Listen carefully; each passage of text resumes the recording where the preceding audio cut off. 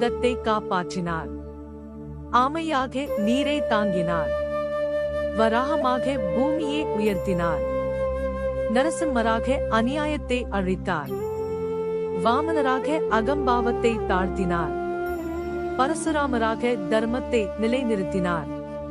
புத்தராக அமைதியை கற்றுத்தந்தார். ராமராக நீதியை வாழ்ந்தார். கிருஷ்ணராக வாழ்க்கையை விளக்கினார். ஆனால் இன்று அழகராக வந்து உங்கள் வாழ்க்கையில் அருள் பொழிகிறார்.